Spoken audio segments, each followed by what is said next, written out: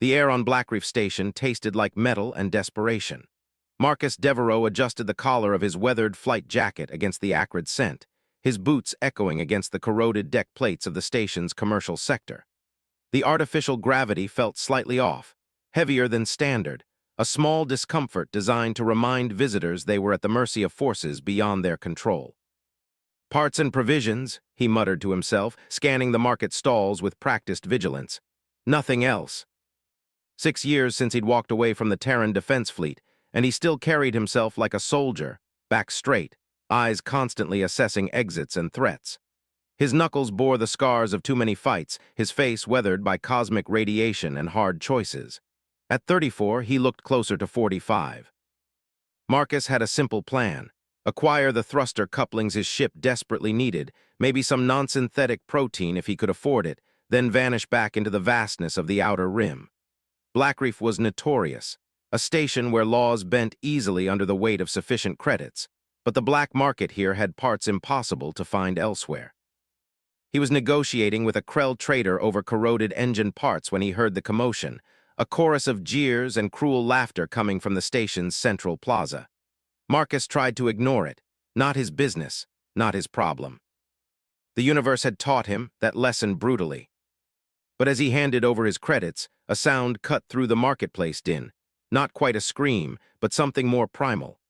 A sound of such raw anguish that it bypassed his careful defenses and struck something long dormant inside him. "Shit," he whispered, pocketing the parts and turning toward the noise. The slave market operated openly on Blackreef, technically illegal but protected by bribes and the station's remote location. Marcus had avoided this section deliberately on his previous visits. He knew what he'd find, and more importantly, he knew he couldn't afford to care. The crowd parted slightly as he approached, revealing the source of the commotion. In the center of a makeshift display platform stood a female alien, her wrists bound by energy restraints that pulsed an ugly orange against her teal skin. Intricate patterns spiraled across her exposed shoulders and down her arms, bioluminescent markings that glowed faintly despite the harsh overhead lights. She was Thalassian, a species Marcus had encountered only in historical archives during his military education. They were thought to be nearly extinct after their homeworld was accidentally destroyed during corporate resource extraction decades ago. Her captor, a bloated Vex trader with gleaming augmentation implants, yanked her chain when she failed to stand properly for inspection by potential buyers. "Still got some fight, this one," the slaver announced, grinning to reveal metal-capped teeth. "Nothing a proper master can't train out, eh?" The crowd chuckled appreciatively, but Marcus noticed how the Thalassian woman's shoulders sagged in resignation rather than defiance. This wasn't new. This was routine humiliation she had endured countless times. When she finally looked up, her amber eyes met his across the filthy marketplace. Those eyes, somewhere between gold and honey, seemed impossibly ancient and unutterably weary. Something passed between them in that moment, recognition perhaps, though Marcus couldn't have explained what exactly he recognized. 30,000 credits, Marcus heard himself saying before his mind had fully processed his decision. For the Thalassian. The slaver's augmented I-word as it focused on him. 45. 35, Marcus countered, patting his pocket where the last of his funds rested alongside the engine parts. And only because I'm in a hurry. Minutes later, the transaction complete, Marcus stood alone with the alien woman at the far edge of the marketplace. He deactivated her restraints with the control unit he'd been given, watching them dissolve into sparks of dissipating energy. "My name is Marcus," he said quietly, keeping his distance. I don't own you, you're free now." The Thalassian woman rubbed her raw wrists, her expression unreadable. When she finally spoke, her voice was like water over stones, musical despite its roughness from disuse. The Starstrider wasn't much to look at, a modified Terran cargo hauler with mismatched hull plates and outdated navigation systems. But to Marcus, it was home. To Alara, as she stepped through the airlock, it was simply another cage, albeit one with a seemingly kinder jailer. "It's small," Marcus said unnecessarily, watching her take in the cramped living quarters. "But it's fast when it needs to be." Alara said nothing, her amber eyes methodically cataloging exits, potential weapons, hiding places. Old habits formed in captivity didn't disappear with the removal of chains. "You can have the sleeping quarters," he continued, gesturing to the small cabin off the main compartment. "I'll take the jump seat in the cockpit." She turned to him then, her teal skin catching the dim light of the ship's interior. "Why did you do this?" Marcus busied himself with the pre-flight sequence, avoiding her gaze. Seemed like the thing to do. "Humans don't spend their last credits on alien slaves without reason," she pressed, her voice soft but insistent. His hands stilled on the control panel. "I was a soldier once, saw too many worlds where people looked away. Guess I got tired of being one of them." The answer seemed to satisfy her, at least temporarily. As the Starstrider broke free from Blackreef Station's docking clamps, Ilara silently retreated to the sleeping quarters. 3 days into their journey toward the Kalos Nebula, where Marcus hoped to find work, the first mercenary vessel appeared on their scanners. "They're gaining," Marcus muttered, pushing the Starstrider's engines beyond safety protocols. "We need to hide." Ilara joined him in the cockpit, her movements more fluid now, strength returning to her limbs. "It's the Consortium. They track by biosignature, not just ship emissions." "The Consortium," Marcus frowned. "I bought you from a Vex trader."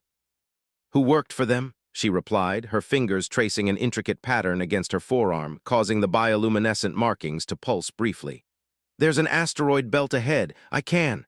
Help us hide there." Before Marcus could question her, Ilara placed her hands on the navigation panel. The ship's lights flickered as energy seemed to flow from her fingertips into the systems. The scanner's signature abruptly changed, masking their presence. "What did you just—" "Thalassians have a natural bioelectric field," she explained, fatigue evident in her voice. "I can manipulate simple technology, temporarily." They drifted silently among the asteroids as the mercenary ship prowled the perimeter, eventually moving on. In the tight confines of the cockpit, Marcus became acutely aware of Ilara's proximity, the faint fragrance of her skin, something like ozone and sea salt. "You're not just any Thalassian, are you?" he asked quietly. Her eyes met his, defenses momentarily lowered. "No more questions tonight, Marcus, please." That night, as the ship's systems cycled to conservation mode, Marcus awoke to soft sounds coming from the sleeping quarters. He found Ilara trembling in the grip of a nightmare, luminescent tears tracking down her cheeks. Without thinking, he sat beside her, carefully placing a hand on her shoulder. She woke instantly, fear flashing across her face before recognition dawned. "You're safe," he said simply.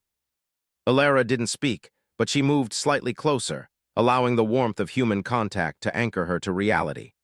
They remained that way until she drifted back to sleep, and something fundamental shifted between them, fragile trust taking root in the vacuum of space. Part 3, Hunters in the Dark. The ambush came as they refueled at an independent outpost in the Draconis system. 6 armed figures in unmarked combat gear, moving with military precision. "Cockpit now," Marcus shouted, shoving Ilara ahead as he drew the ancient pulse pistol from his hip holster. 2 quick shots bought them seconds as they sealed themselves in. "They found us," Ilara said, her voice eerily calm as she began interfacing with the ship systems. "The Starstrider can't outrun their interceptor." Marcus worked beside her, muscle memory from his military days taking over. "Then we fight." The first explosion rocked the ship as the attackers attempted to breach the airlock. Marcus initiated emergency protocols, venting specific compartments to space while sealing others. Screams cut short told him he'd caught at least 2 of them.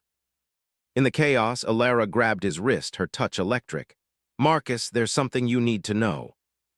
Her amber eyes blazed with intensity as she spoke rapidly. "I am Ilara Nyxthalassi, heir to the Thalassian Concordance. My world wasn't destroyed by accident. It was targeted because we refused to surrender our biotechnology to the Consortium. They've hunted the royal bloodline to extinction. I am the last." The revelation hung between them as another explosion shook the ship. "That's why they want you back so badly," Marcus said, pieces clicking into place. "You're not just a slave, you're a political prisoner." "I'm a weapon," she corrected, her markings pulsing brighter as her emotions intensified. "Thalassian royalty can do more than interface with technology, much more." A warning light flashed as the remaining attackers cut through the secondary bulkhead. They had minutes, perhaps seconds. "Show me," Marcus said. Ilara's eyes glowed as she placed both hands on the ship's command console. Energy surged through the Starstrider, overloading systems, but also projecting a concussive wave that rippled outward. The attacker's vessel, still docked to theirs, suffered a catastrophic power failure. The effort left Ilara drained, collapsing against Marcus. He caught her, feeling the rapid beat of her heart, so similar to a human's, yet slightly faster. "I've got you," he whispered, cradling her as he maneuvered them into the pilot's seat and initiated an emergency jump away from the outpost. Hours later, drifting in the shadow of a gas giant's moon, Ilara regained consciousness. Marcus had tended her wounds, superficial cuts from the ship's damaged interior, with gentle hands that belied their strength. "Why are you still here?" she asked, watching him repair circuitry by the glow of her bioluminescence. "You know what they'll do to anyone helping me." Marcus didn't look up from his work. "Maybe I've got nothing better to do." "Liar," she said, a small smile touching her lips for the first time since he'd known her. Their eyes met, and the tension that had been building between them crystallized into something undeniable. Marcus moved closer, giving her every opportunity to pull away. Instead, Ilara leaned forward, her fingers tracing the scar that bisected his left eyebrow. "We will probably die," she whispered. "Everyone does," he replied, his hand coming up to cup her face, thumb gently stroking her cheek. "Not everyone lives first." Their first kiss tasted of adrenaline and hope, tentative, then urgent. Ilara's markings glowed brighter as passion replaced caution, illuminating the cockpit in ethereal blue light. Marcus explored her alien yet familiar form with reverence, discovering that desire transcended species as they found solace in each other's bodies among the stars. Afterward, tangled together in the narrow sleeping quarters, Ilara traced the constellation of battle scars across Marcus's chest. "The Thalassian royal court would be scandalized," she murmured. "Loving a human." Marcus kissed her forehead, the word loving echoing in his mind. "We'll have to scandalize them together, then." For that moment at least, the hunters seemed far away. The coordinates came through an encrypted channel, a message from someone claiming to be part of the Free Worlds Alliance. Marcus was skeptical, but their options were dwindling along with their supplies. "It could be a trap," he cautioned as they approached the asteroid complex hidden in the Ceres cluster. Ilara, standing taller now, her regal bearing returning day by day, squeezed his hand. "Everything is a trap, Marcus. We choose which ones to spring." The Alliance base proved legitimate, a network of hollowed-out asteroids connected by sealed tunnels, housing hundreds of refugees and rebels. Their leader, Commander Thorne, a granite-faced woman with cybernetic enhancements, recognized Ilara immediately. "The last Thalassian royal," she said, not bothering to hide her awe. "We thought you were dead." "That was the intention," Ilara replied. "I've been enslaved for 8 years." The news of Ilara's survival spread through the base like wildfire, igniting hope among the disparate species gathered there. Many had suffered under consortium rule and viewed the return of Thalassian leadership as a potential turning point. Marcus found himself an outsider again, watching as Ilara was embraced by the resistance. Her natural leadership abilities emerged, tempered by the compassion born of suffering. She belonged here in a way he never would. Commander Thorne found him in the observation bay, staring out at the stars. "She's quite remarkable," Thorne said, following his gaze to where Ilara spoke with a group of engineers, her hands gesturing animatedly as she explained Thalassian biotechnology. "She is," Marcus agreed. "And you're in love with her?" Thorne observed bluntly. Marcus didn't bother denying it. "Doesn't matter, she has a destiny now, a purpose." "We all do," Thorne replied, "including you if you choose to accept it." The mission was audacious.